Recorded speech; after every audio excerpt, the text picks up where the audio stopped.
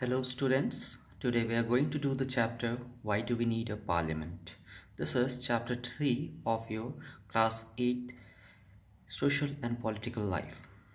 Let's proceed.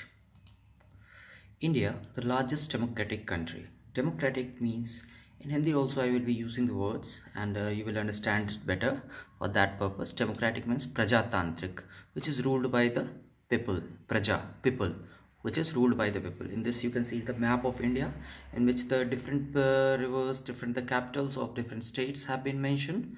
Like you can see all the places, important places, you can see rivers, you can see the nearby countries or the neighboring countries which you say. You can even see the Pak occupied Kashmir, you can even see the China occupied Kashmir. India, the largest democracy. 15th of August 1947 was the day when we got independence. People joined struggle inspired by the idea of freedom, equality, participation in the decision making.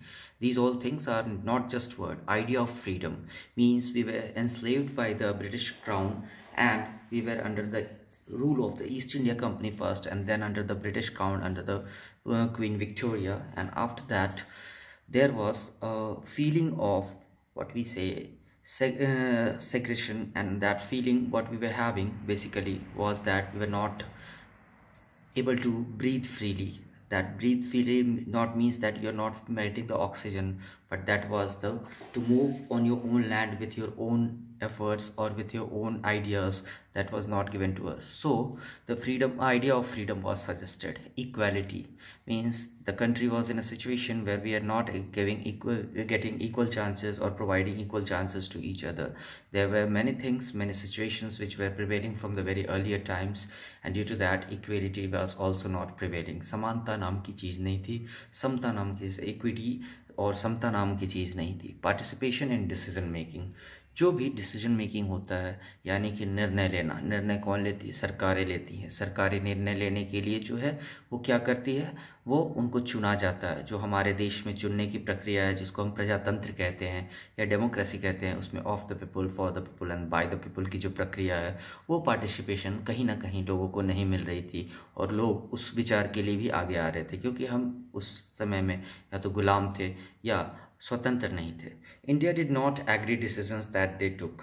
Okay, Indians did not agree decisions that they took. Okay, तो जो हैं Indians जो थे उन्होंने इस विचार पे आगे बढ़ने के लिए जो है वो आगे नहीं हुए. और उनके लिए क्या था, जो हमारे पास जो स्थिति थी वहाँ पे भारतीयों की जो स्थिति थी वो इस तरह की थी कि वो निर्णय लेना चाहते थे अपने अनुसार, पर उनको वो निर्णय लेने की आज्ञा नहीं थी. Reason behind bias were the British government उसके पीछे वो कारण थी. With high pressure of the Indian national Congress के बहुत ही अथाह प्रेशर के कारण, हाई प्रेशर जो होता है, अथाह प्रेशर यानी कि उसके ऊपर बहुत ज़्यादा दबाव बनाया गया था. British government allowed to discuss the budget and ask question. तो उस टाइम में कोई पार्टी फॉर्मेशन थी नहीं, किसी को पार्टी बनाने का आदेश भी नहीं था, पर भारत में जो है कुछ नेताओं ने मिलकर के जो है कांग्रेस का गठन किया था जिसको आईएनसी कहते हैं, जो कि समय समय पे उसके सत्र हुए हैं. उन सत्रों में अलग अलग सत्र और अधिवेशनों में उसने अलग अलग निर्णय लिए हैं, पर इनका मुख्य उद्देश्य जो था वो मुख्य उद्देश्य सदैव से ही ये था कि उस मुख्य उद्देश्य में अगर हम कहें या उस मुख्य उद्देश्य की जब हम बात करें तो उनका उद्देश्य हमेशा सदैव से यही रहा था कि हम शांति से बात करेंगे, जो पीस है उससे बात करेंगे, हम अहिंसा का मार्ग अपनाएंगे. British government allowed to discuss the budget and ask questions. तो ब्रिटिश गवर्नमेंट ने उन्हें अलाउ किया कि आप बजट को डिस्कस करिए, अपने देश के लिए जो बजट है उस पर आप निर्णय लीजिए और जो है प्रश्न वगैरह आप पूछना चाहते हैं तो संसद से पूछिए और जो है सरकार से पूछिए, अंग्रेजी हुकूमत से पूछिए. The government of India act 1909 allowed indirect election to the legislative assembly. National leaders not satisfied with this. तो आपको पता होगा, you know very better that the government of India act came in 1909 and उस time में क्या था कि जो अंग्रेज थे उन्होंने भारत में सरकार के निर्माण के लिए जो है ये एक्ट लाया था, ये संशोधन लाया था. और उस संशोधन में क्या था कि भारत की सरकार बनेगी और वो कैसे बनेगी, उसमें जो जो चीज प्रक्रियाएं थी वो नीचे निम्नलिखित है. Allowed indirect election to the legislative assembly. जो लोग भी संसद में चुन के जाएंगे, विधान परिषद में या विधानसभा में चुन के जाएंगे, उन लोगों के लिए जो है इनडायरेक्ट इलेक्शंस होंगे. National leaders not satisfied with this. पर जो हमारे राष्ट्र के नेता थे उस समय के जो सारे नेता थे इस बात से सहमति नहीं जता रहे थे, वो उससे प्रसन्न नहीं थे और इस बात के लिए तैयार नहीं थे। At last, India became independent on August 1947 through a process of long and difficult struggle. इसमें बहुत सारे नरम दल, गरम दल, क्रांतिकारी लोग, सभी लोगों की जो है मेहनत शामिल थी और अंततः जो है भारत 1947 में स्वतंत्र हो गया। और इसके पीछे जो मुख्य कारण रहा था वो था second world war. Second world war में जो युद्ध नीति थी या जो सेकेंड वर्ल्ड वॉर में जो युद्ध लड़ी जा रही थी उसमें ब्रिटिश के ऊपर बहुत ज़्यादा कर्ज हो गया था जिसको चुकाने में अक्षम थे और उसकी जो है सैन्य क्षमता जो है बहुत कम हो गई थी, जो कि 1942 के बाद से ही कम होने लगी थी। इस कारण से अंततः उन्हें भारत को जो है स्वतंत्र करना पड़ा, पर उसके साथ ही उन्होंने जो है भारत और पाकिस्तान का विभाजन कर दिया, जिसके कारण एक लंबी समस्या बाद में चली। Take off points. Take off points क्या होता है, कहाँ कहाँ से हम जो है उड़ान भरेंगे। टेक ऑफ का मतलब होता है एक तरह से उड़ान। तो उड़ान क्या है, सबसे पहले डेमोक्रेसी। डेमोक्रेसी जो है हमारा, डेमोक्रेसी में सबसे पहले जब हम बात करते हैं तो प्रजातंत्र, और उस डेमोक्रेसी में क्या है, लोगों की कुछ इच्छाएं होंगी, डिजायर होंगे। Approval and participation of the people. Approval means लोगों की तरफ से जो लोगों की मन की बात क्या है उसको अप्रूव करना जरूरी है, that has to be accepted. उनको जो है मनवाना जरूरी है, उन चीज़ों को जो है मान्यता प्रदान करना जरूरी है। एंड पार्टिसिपेशन ऑफ पीपल, और इसके साथ ही क्या होगा, लोग उसमें सम्मिलित होंगे। कैसे? इलेक्शन में वोट दे करके। The individual give approval to the government through elections. जो सामान्य व्यक्ति होते हैं या जो व्यक्ति होता है वह सरकार को जो है अप्रूवल किस प्रकार से देते हैं, इलेक्शंस के प्रक्रिया से। जब इलेक्शंस होते हैं तो उसमें हम अपनी सरकार को चुनते हैं, अपने प्रतिनिधि को चुनते हैं और उन प्रतिनिधियों को चुन करके जो है हम अप्रूवल देते हैं। People elect their representatives. तो हमारे जो प्रतिनिधि होते हैं उनको हम चुनते हैं, जैसे हमारे MP, MLA, MLCs, जो भी हम चुनना चाहें उन सभी लोगों को। ग्रुप रिप्रेजेंटेटिव्स फॉर्म गवर्नमेंट, और उसके बाद group representative means here you will know that group representative is nothing else but it is basically the political party. Whichever political party candidate is standing from a area, either it is the BJP, either it is the Congress, either it is any of the parties, local parties, whatever it is there.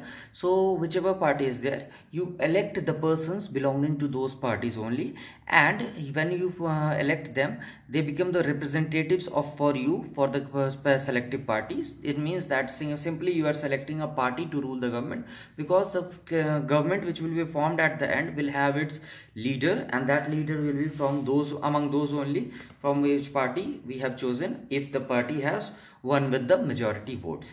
Group representative form government, तो उस जो पूरे समुदाय का या जो पूरे समूह का जो रिप्रेजेंटेटिव, जो वहाँ पे प्रतिनिधि होता है, वो सरकार बनाता है और उसमें से ही कोई व्यक्ति जो है या तो प्रधानमंत्री या मुख्यमंत्री चुन करके आता है। पार्लियामेंट, संसद।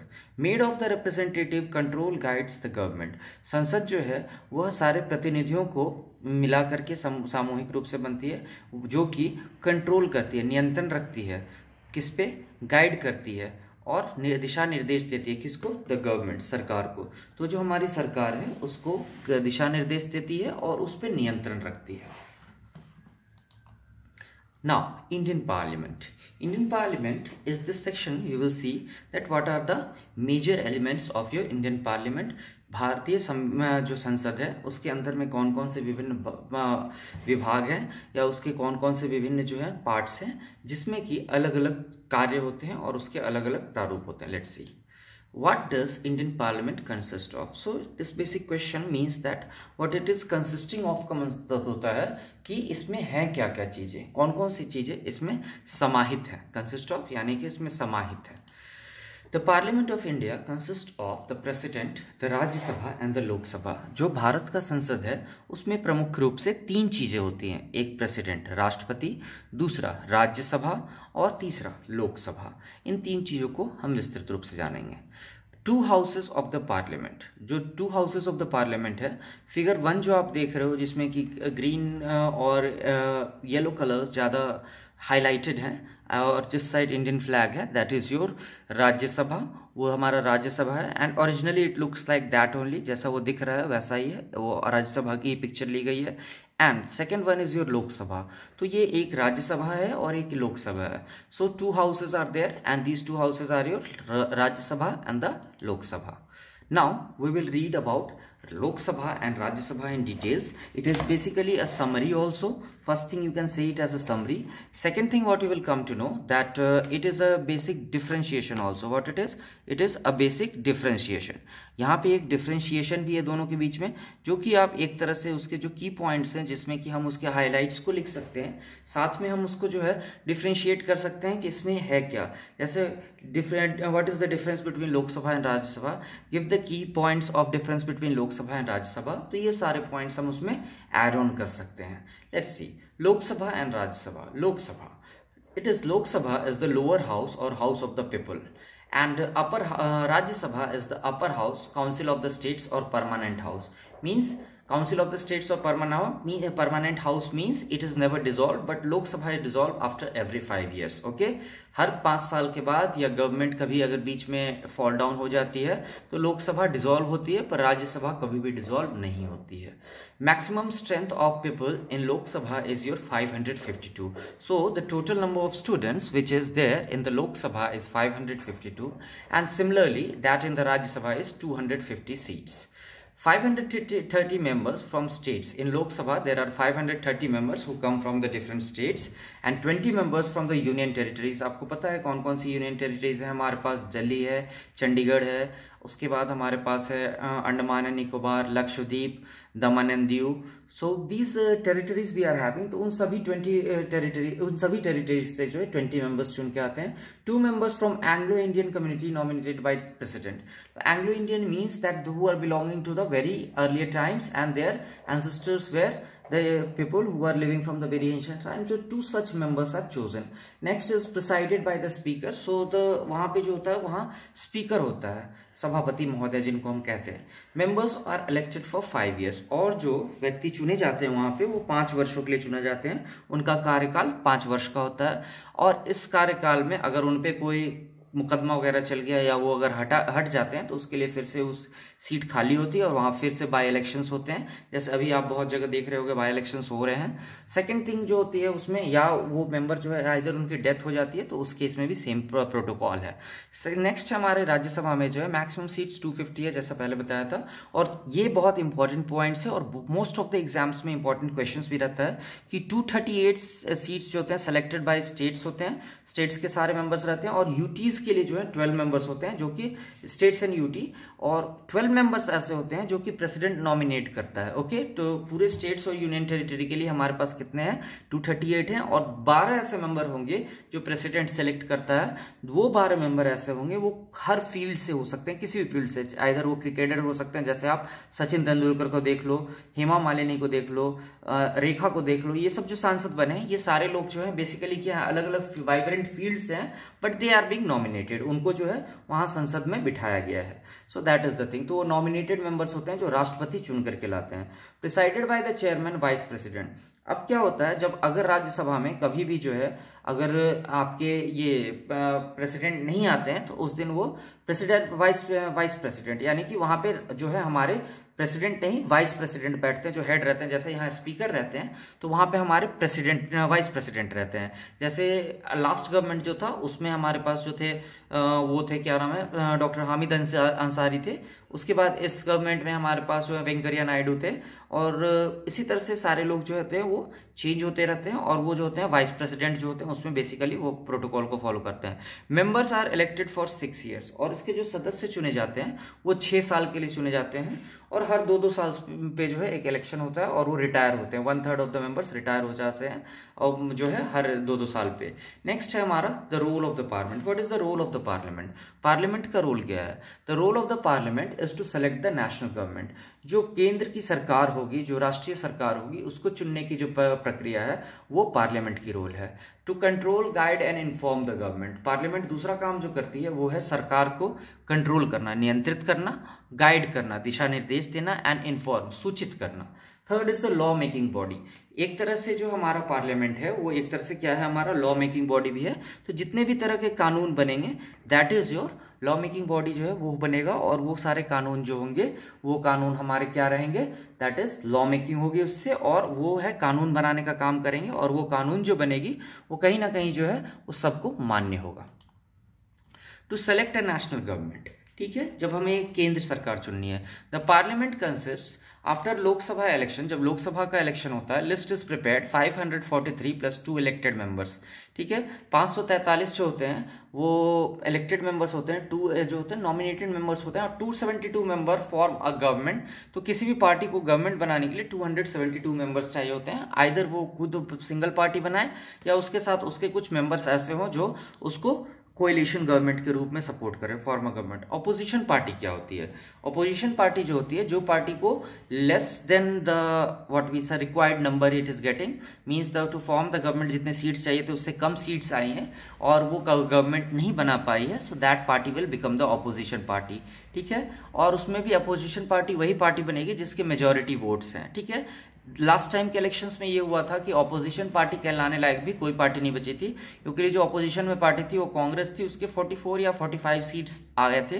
That's why it was not even the opposition party also. Next is the select executive. अब इसकी बात क्या है, गवर्नमेंट बनाने के बाद जो है कौन कौन से जो है एग्जीक्यूटिव्स बनाने होते हैं। एग्जीक्यूटिव यानी कि कार्यकारी समिति भी जो है उसके सदस्य बनाने पड़ते हैं। तो वो एग्जीक्यूटिव कौन कौन होंगे? सबसे पहले द प्राइम मिनिस्टर को चुना जाता है, the leader of the ruling party, की जो सत्ता दल जो है सत्ताधारी दल जो है, उस सत्ताधारी दल के जो है मुखिया कौन होंगे, सरगना कौन होंगे? तो that is the prime minister, वो होंगे हमारे प्राइम मिनिस्टर। सेलेक्ट मिनिस्टर्स, वो क्या करते हैं, फिर वो प्राइम मिनिस्टर्स जो अलग अलग मंत्रियों को चुनते हैं और उनको मंत्रिमंडल वगैरह देते हैं और जो है उनको पोर्टफोलियोज देते हैं। ठीक है, given charge like the education minister, so education is a portfolio, health minister, health is a portfolio, and finance minister, finance is a portfolio. उसी के बाद से सिमिलरली हमारे पास आता है कोएलिशन गवर्नमेंट।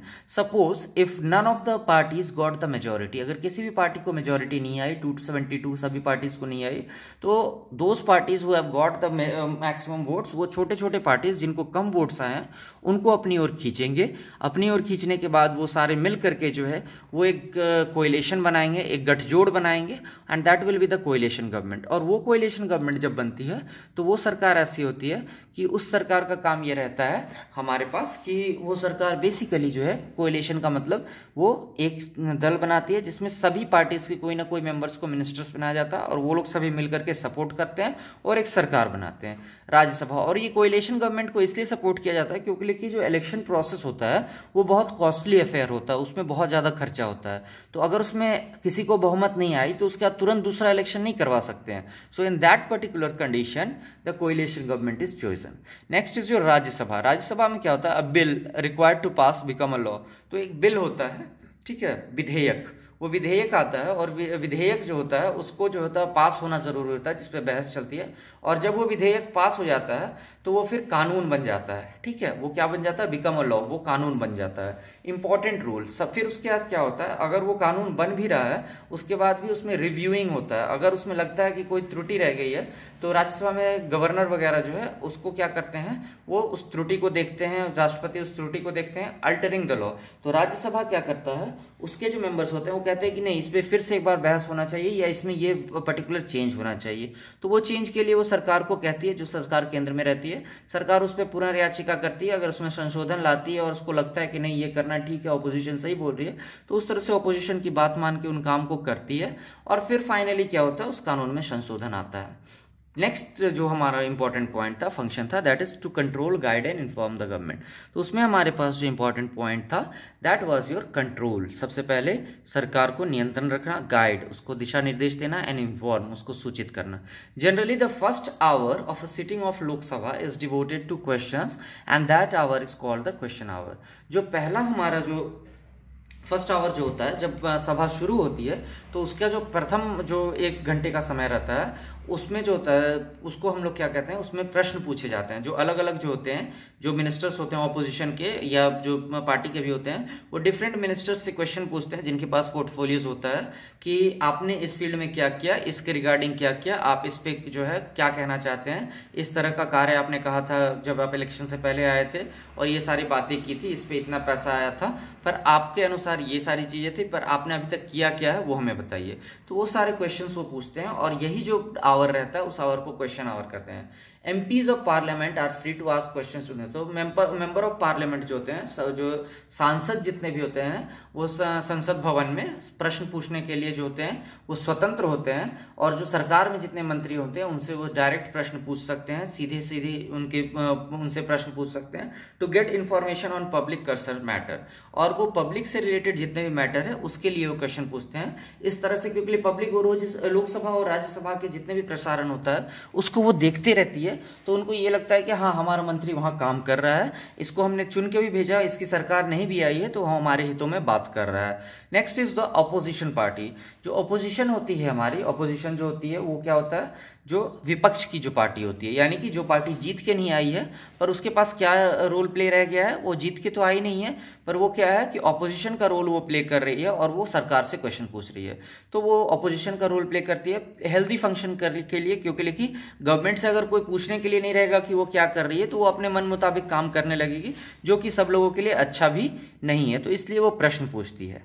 नेक्स्ट जो है हाईलाइट ड्रॉबैक्स। सरकार की जो खामियां होती हैं वो खामियां निकालती है किसमें, उसके पॉलिसीज और प्रोग्राम्स में। सरकार की जितनी भी पॉलिसीज नीतियां आई होती हैं और उसके जो भी जितने भी कार्यक्रम चल रहे होते हैं, जो तत्काल सरकार के जितने कार्यक्रम होते हैं उनमें जो भी लूप होल्स होता है, उसमें जो भी खामियां होती हैं, उसमें जो भी कमी होती है, उसको जो होती है ऑपोजिशन पार्टी उजागर करती है। Next, government gets valuable feedback. इस तरह से सरकार को जो होता है वो क्या मिलता है, वैल्यूएबल फीडबैक मिलता है, यानी कि उसको जो है काम करने का एक प्रेरणा मिलता है, और उस प्रेरणा से क्या करती है सरकार जो है, उस प्रेरणा से सरकार और अच्छा काम करती है। This way parliament control guides and inform government. इस तरह से संसद भवन जो है वो कंट्रोल भी करती है और गाइड भी करती है ऑपोजिशन के द्वारा। कंट्रोल कैसे करती है, गवर्नमेंट के द्वारा, और गाइड कैसे करती है, ऑपोजिशन के द्वारा, एंड इन्फॉर्म द गवर्नमेंट। और उसके बाद क्या करती है, either the opposition also and the government also inform करती है, और गवर्नमेंट क्या काम कर रही है वो पब्लिक को इन्फॉर्म करती है, और ऑपोजिशन क्या इन्फॉर्म करती है कि सरकार ने कहाँ पे कौन सा काम नहीं किया। So this was the second function to control, guide and inform the government. Next is your law making. Law making क्या होता है, फर्स्ट रीडिंग, इंट्रोडक्शन स्टेज। जब भी कोई कानून बनता है तो उसमें सबसे पहले क्या होता है, फर्स्ट रीडिंग होती है। उसमें जो है बिल जो है वो लाया जाता है और उसके सबको पढ़ने के लिए दिया जाता है, वो इंट्रोडक्शन स्टेज होता है। उसमें सभी लोग उस बिल को पढ़ते हैं, पढ़ने के बाद उनको लगता है कि हाँ ये सही है, गलत है, वट एवर इट इज, तो वो बिल को उस तरह से पढ़ते हैं। उस बिल को पढ़ने के बाद उनको अगर वो लगता है कि दैट इज राइट और रॉन्ग, उसके अकॉर्डिंग उस पर डिसीजन ये अपना पॉइंट्स बना के रखते हैं। सेकंड रीडिंग में क्या होता है, that is your discussion stage, जो कि पार्लियामेंट में होती है। उसमें जो होती है एक तरह से चर्चा होती है, बहस होती है कि हाँ ये तो सही है पर इसमें ये जो क्लॉज है इसका, या ये जो इसका सेक्शन है ये गलत है, इसके कारण पब्लिक को बहुत नुकसान होगा, तो दैट इज डिस्कशन। उसके बाद गवर्नमेंट बोलती है कि नहीं, इस क्लॉज में या इस सेक्शन में जो है उससे पब्लिक को बेनिफिट होगा, तो वो दोनों को प्रूफ करना है कि किससे नुकसान होगा, किससे बेनिफिट होगा। जैसे अभी हमने देखा है कि जो एमएसपी आया है, मिनिमम सपोर्ट प्राइस बिल जो आया है, उसमें बहुत सारे पब्लिक जो है, पंजाब में जैसे कि जो है बहुत सारा उपद्रव हो गया, बहुत सारे प्रॉब्लम्स हो गए, पर जो दूसरे स्टेट है उसमें पब्लिक फ्री है। And for your kind information, मैं अगर आपको बताऊं कि मैक्सिमम पब्लिक जो है वो मंडियों में अनाज बेचती ही नहीं है। मैक्सिमम जितने भी किसान हैं वो अनाज बेचते ही नहीं है। मैक्सिमम लोग जो आते हैं, जैसे ही उनके यहाँ अनाज वगैरह तैयार होती है, being from a rural background I can tell you, जैसे ही वो वहां से अनाज वगैरह उनके तैयार होके आते हैं तो बाहर से ही जो है लोग खरीदने के लिए आ जाते हैं, और उनको जो है एमएसपी से बहुत ज्यादा हायर प्राइस मिल जाता है। रीजन बीइंग उसके जो हमारे है व्हाट वी से, जो हमारा उसका रीजन बीइंग जो है, रीजन बीइंग ये है दैट अगर हम देखें वहां पे बेसिक रीजन जो है कि पब्लिक उतनी दूर तक मंडी तक जाना नहीं चाहती, किसान उतने दूर जाना नहीं चाहते हैं, उसके लिए डबल कॉस्ट होगा, फ्यूल कॉस्ट एंड जो है उसका जो है फिजिकल वर्क जो है वो हो जाएगा, दोनों चीज। तो इस कारण से वो क्या करते हैं, वो घर पे ही जो है उसको निकालने की कोशिश करते हैं। सो यही है। इसमें अब क्या हो रहा है, यहाँ पे आप देख रहे हो कि डिस्कशन हो रहा है, तो उसमें क्या है, ये बिल क्या है, पास होना चाहिए था, नहीं होना चाहिए था, ये डिसीजन पब्लिक पे छोड़ा गया। Third is the voting stage. Discussion के बाद क्या होता है, वोटिंग स्टेज होता है, उसमें जितने भी मेंबर्स होते हैं वोट करते हैं। अगर उसके लिए ज्यादा से ज्यादा वोट जाते हैं तो बिल पास हो जाता है, और अगर कम वोट जाते हैं या वोट नहीं आते हैं तो बिल को फिर रख दिया जाता है। लास्ट में जब दोनों हाउसेज में वो पास होता है, लोकसभा में और राज्यसभा में, उसके बाद जाकर के वो प्रेसिडेंट के एसेंट के लिए जाता है। उसके बाद जो राष्ट्रपति महोदय होते हैं वो उस पर निर्णय लेते हैं, और फाइनली अगर वो उस पर साइन कर देते हैं तो फिर वो बिल जो है वो लॉ बन जाता है। Who are the people in the Parliament, संसद में जो लोग हैं वो कौन है? पीपुल डिफरेंट बैकग्राउंड, लोग जो आते हैं वो अलग अलग बैकग्राउंड से आते हैं और उनके जो मतलब जो है बैकग्राउंड मतलब जो है वो अलग अलग जो क्षेत्रों से आते हैं, अलग अलग इलाकों से आते हैं और उनकी अलग अलग जो है पृष्ठभूमि होती है। बैकग्राउंड यानी कि उनकी अलग अलग पृष्ठभूमि होती है। पृष्ठभूमि मतलब वो कहाँ से आए हैं, उनके अतीत क्या है, उनके पेरेंट्स क्या हैं, कहाँ से बिलोंग करते हैं, कौन है, क्या है, all those thing. Seats are reserved, उसके बाद क्या होता है, you all know that there are different seats. जो है हमारे यहाँ जो रिजर्वेशन सिस्टम है उसके लिए सीट्स जो होते हैं सभी कैटेगरीज के लिए रिजर्व रहते हैं। MPs are elected represent Dalit and Adivasi interest in the Parliament. तो जो रिजर्व सीट्स होते हैं उससे जो है दलित और आदिवासी जो है वो मेंबर्स भी जो है चुन करके संसद में जाते हैं और वो लोग भी जो है दलित और आदिवासी के हितों के लिए जो है वहां पे बात करते हैं। Last is the reservation for women, 60 years से बात चल रही है। 4% रिजर्वेशन था और आज जो है एमपीज के, और आज वो रिजर्वेशन 9% है। अभी भी इस पे काम होना जरूरी है। जो हमारा महिला आरक्षण विधेयक था वो सारी चीजें जो है अभी भी कहीं ना कहीं अधर में लटकी हुई है, वो अभी पूरी तरह से पारित नहीं हुई है। और जो है मैक्सिमम वुमेन जो है हम उन चीजों पे जानते हैं कि अभी भी जो है वुमेन एम्पावरमेंट उस लेवल तक नहीं हुआ।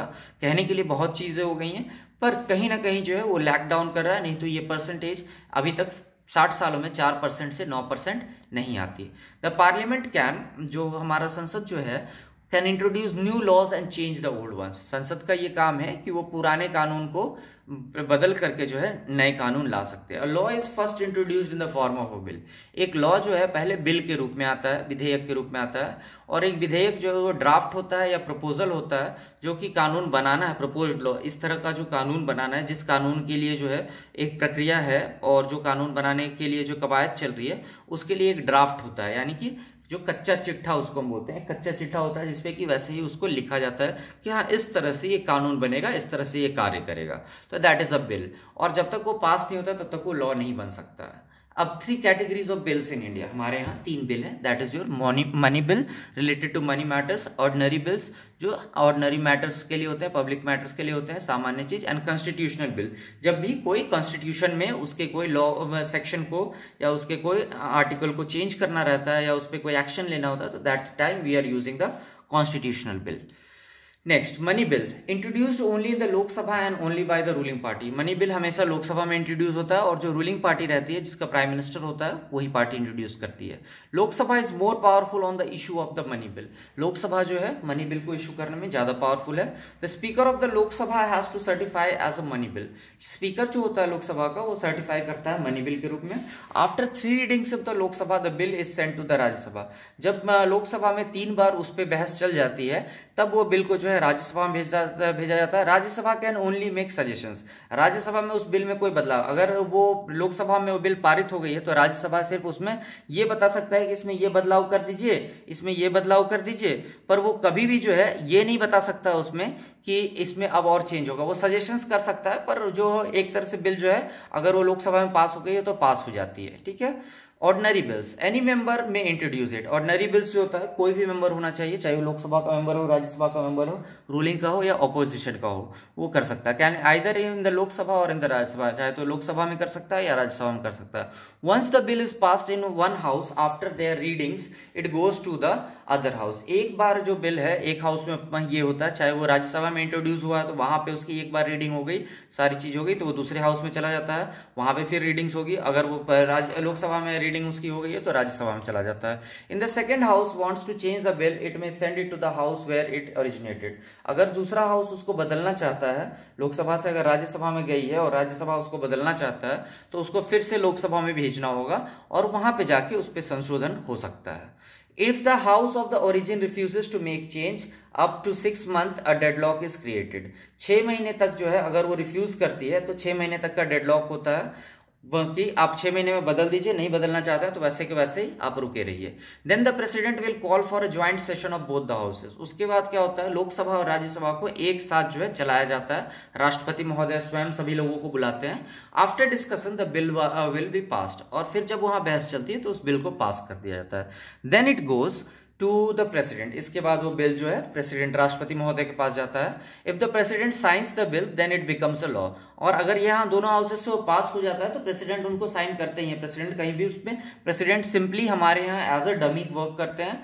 Only in the presidential rule में वो काम करते हैं, आइदर जो उसके अलावे जो होते हैं, जो प्राइम मिनिस्टर होते हैं, वही most of the functional body होते हैं। This law is called an act. जब वो पास हो जाता है, प्रेसिडेंट के साइन उस पर हो जाते हैं, तो वो एक एक्ट बन जाता है, ठीक है, अधिनियम बन जाता है। कॉन्स्टिट्यूशनल बिल क्या होता है? This bill is use to the constitutional amendment. अभी मैंने बताया था कि संविधान में जब कोई संशोधन करना होता है, बदलाव करना होता है, चेंज करना होता है, that is known as a constitutional bill.